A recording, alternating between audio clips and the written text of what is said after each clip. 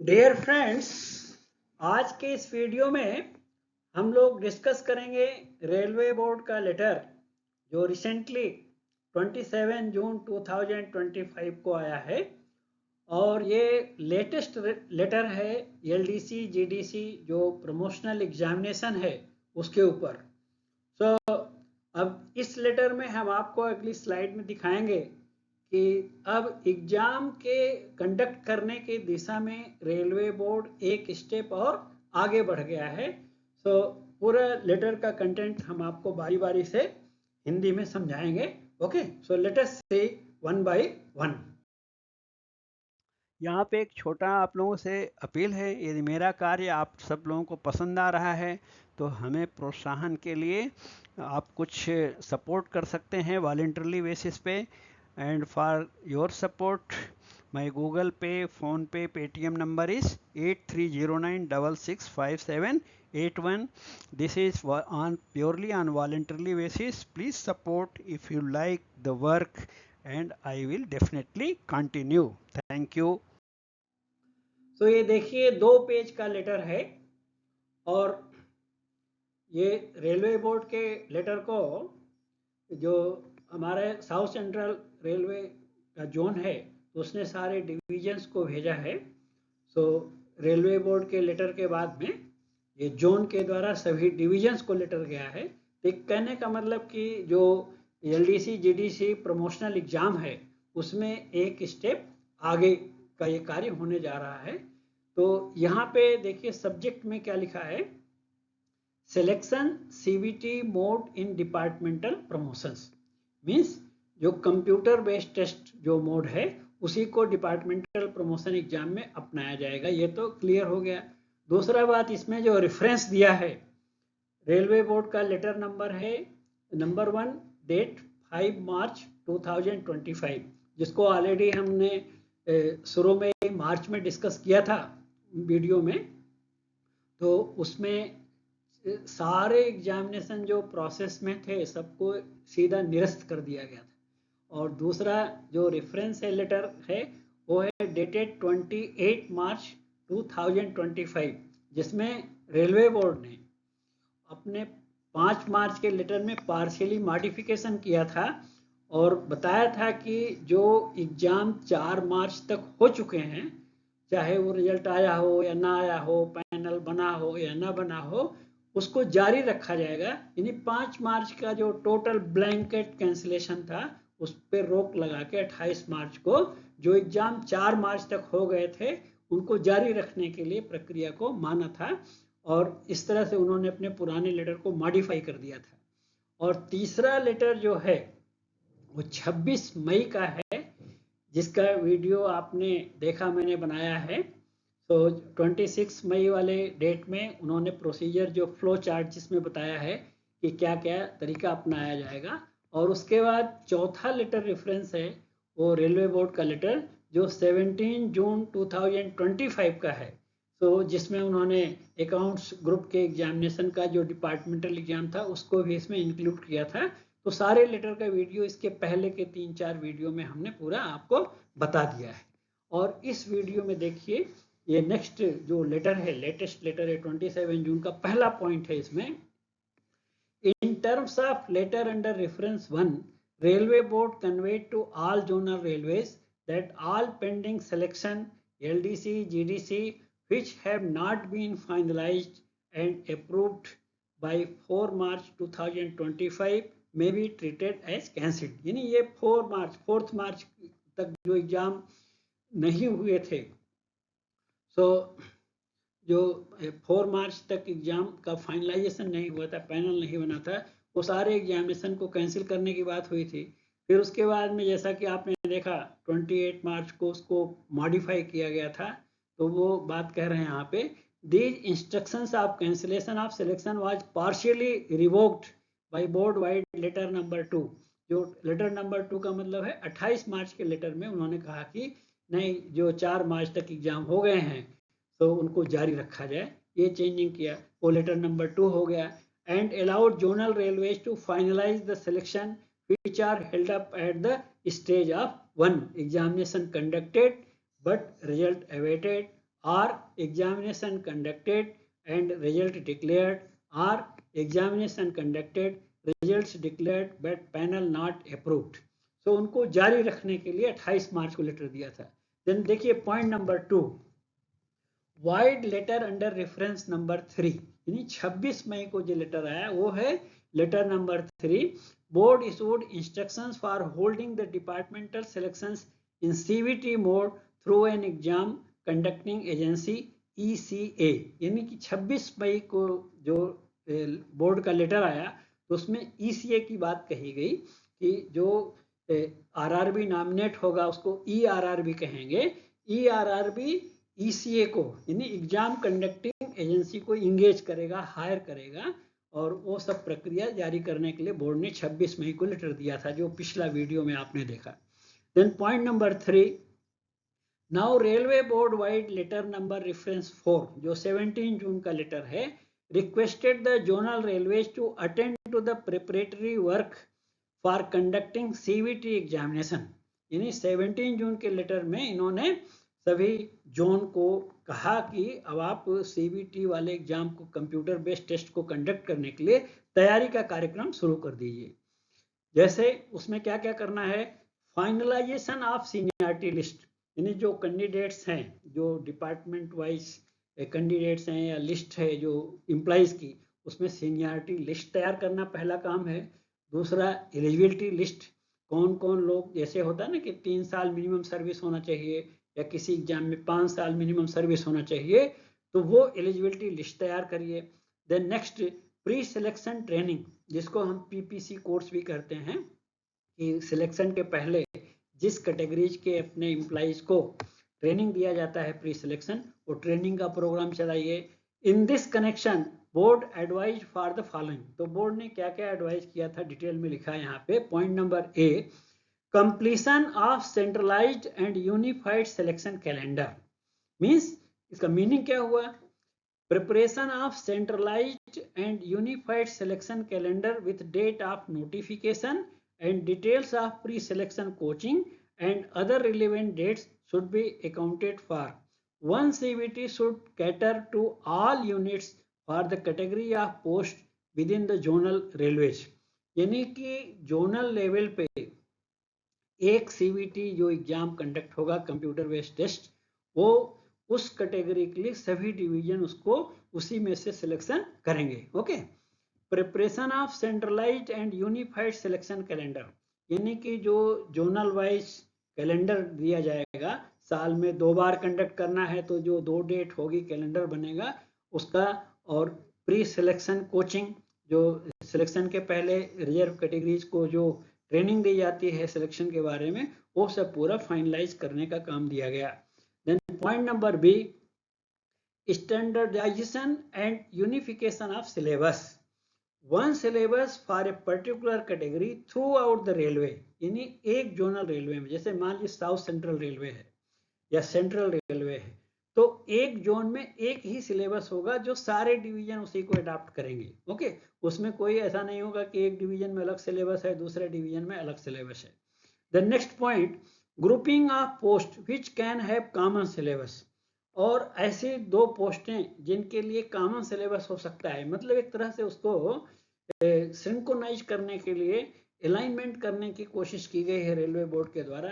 जैसे मान लीजिए कि गार्ड है ऑपरेटिंग डिपार्टमेंट का, जो ट्रेन मैनेजर हम कहते हैं, तो उससे मिलती जुलती कोई पोस्ट है तो उसका भी सिलेबस अगर कॉमन रखने का संभावना है तो रखना चाहिए।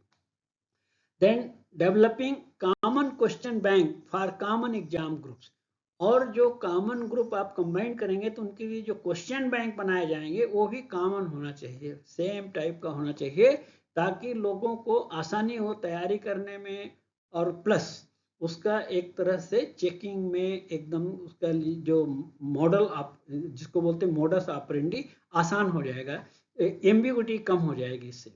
ए copy of updated syllabus duly signed bye departmental officer may be forwarded to this office for all selection post available in the unit। और जोन ने मांगा है सारे डिवीजन से कि अपडेटेड सिलेबस और उसके ऊपर सिग्नेचर डिपार्टमेंटल ऑफिसर का होना चाहिए, और हेडक्वार्टर को उसको भेजना है। On receipt of syllabus from all units, departmental HOD will indicate a common syllabus to the particular category of the post. जब सारे डिवीजन अपना अपना सिलेबस दे देंगे तो उसमें से जो HOD हैं, हेड ऑफ डिपार्ट, जैसे मान लिया ऑपरेटिंग के HOD हैं या इसी तरह कॉमर्शियल के HOD हैं, तो वो एक कॉमन सिलेबस तैयार करके फिर डिविजन्स को दे देंगे। Then point number C, preparation and maintenance of a question bank. Comprehensive question bank as per standardized syllabus to be prepared including questions on राजभाषा। तो जो स्टैंडर्ड क्वेश्चन बैंक बनाया जाएगा सिलेबस के हिसाब से, उसमें राजभाषा के प्रश्न भी शामिल किए जाएंगे और स्टैंडर्ड क्वेश्चंस होना चाहिए। देन आगे देखेंगे नेक्स्ट स्लाइड में, existing question bank duly corrected and approved by the departmental officer may be sent to this office in hard copy as well as soft copy।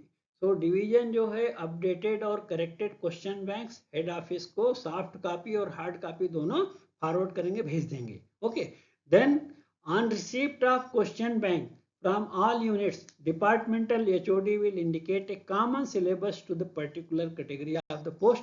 तो एक कॉमन क्वेश्चन बैंक और common syllabus फिर HOD zonal headquarter में decide करके बना देंगे। Then point number 4, in this connection the following action is advised. तो units के लिए एडवाइज है ये हेडक्वार्टर की कि जो डिवीजन लेवल पे क्या क्या काम करना है। उसमें 4 का point number 1, updation finalisation of seniority list of all category. सारे कैटेगरीज की लिस्ट को फाइनलाइज और अपडेट करना है, उसमें सीनियरिटी वाइज बनाना है लिस्ट।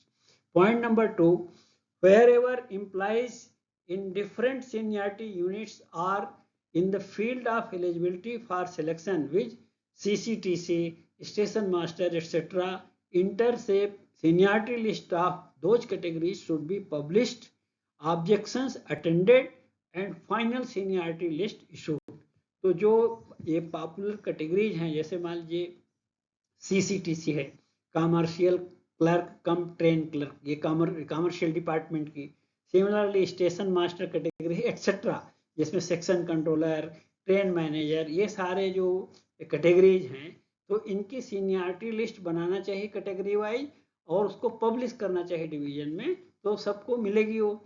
और उसके बाद में उनसे कुछ टाइम लिमिट दे करके ऑब्जेक्शंस पूछना चाहिए एम्प्लॉय से कि किसी को इस सीनियरिटी लिस्ट में कोई त्रुटि है, कोई ऑब्जेक्शन है, तो उसका एक टाइम लिमिट देना चाहिए। उतने टाइम तक आप अपना ऑब्जेक्शन सबमिट करिए और उन ऑब्जेक्शनों को पूरा ध्यान में रखने के बाद फिर फाइनल सीनियरिटी लिस्ट तैयार करना चाहिए। Then point number 3, assessment of vacancies as on 1 July 2025। और जो डिपार्टमेंटल वैकेंसीज है 1 जुलाई 2025 तक, duly taking anticipated vacancies for the periods, कोई रिटायरमेंट होने वाला है या इस तरह का जो एंटिसिपेटेड वैकेंसीज है उनको भी उसमें इंक्लूड करना चाहिए। For the period prescribed as per extant rules, duly computing reserved vacancies, और उसमें रिजर्वेशन कैटेगरीज की जो वैकेंसीज है उसको भी गणना करके उसको अलग से दर्शाना चाहिए। For all categories in all departments, सभी कैटेगरीज और सभी विभाग में ऐसा होना चाहिए। However, approval of competent authority may be taken only after further instructions from headquarters। और इसके बाद ये सब तैयार होने के बाद इसका जो अप्रूवल कॉम्पिटेंट अथॉरिटी के द्वारा दिया जाना है वो हेडक्वार्टर से इंस्ट्रक्शन मिलने के बाद अप्रूवल उसको किया जाएगा। Then point number 4, following details as per proforma prescribed duly signed by all senior DPO or WPOs for all selection posts in all departments for PQ and LDC quota। so जो निम्न एक format दिया हुआ है, so division से headquarter ने इस format में पूरी जानकारी पूछा है और इसको सिग्नेचर जो है कौन करेगा, सीनियर DPO या WPO करेंगे। ओके, और post in the department for PQ जो प्रमोशन कोटा है और LDC कोटा जो है वो उस सब दोनों के लिए पूछा गया है।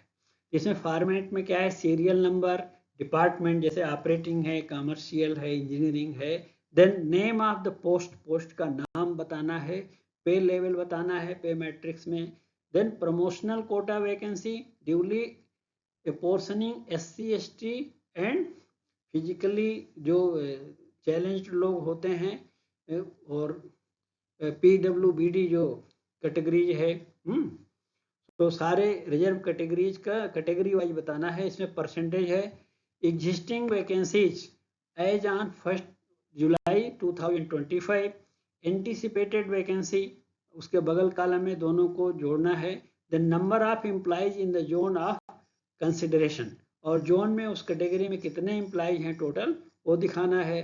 देन राइट साइड में देखिए LDC or general selection where zone of consideration is not confirmed to 1:3 implies, okay, duly apportioning SC ST PWBD reserve points।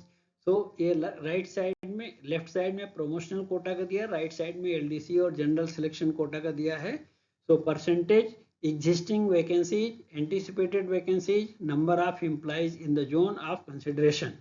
तो as per previous selection experience, तो जहाँ पे स्टार दिया है number of employees in the zone of consideration में, वो पुराने experience के आधार पे यहाँ पे नंबर लिखा जा सकता है। डिटेल्स में भी फेड एड, तो एक लिंक दिया हुआ है उसमें डिवीजन ये सारे चीज के इंफॉर्मेशन फिलअप कर सकते हैं। The above data is required by 11 जुलाई 2025। तो आप देखिए जो जोनल हेडक्वार्टर है वो 11 जुलाई तक ये सारा डाटा डिवीजन से चाहता है। इसका मीनिंग ये हुआ कि अब जो LDC और ये प्रमोशनल कोटा डिपार्टमेंटल का एग्जाम विदल्ड हो गया था, रुका हुआ था, वो अब जल्द आने वाला है, जल्दी डेट आएगी, क्योंकि एक स्टेप फॉरवर्ड ये रेलवे बोर्ड के बाद अब जोनल रेलवे एक कदम आगे इसमें बढ़ा चुके हैं positively, in order to plan for CBT selection schedules and other related activity.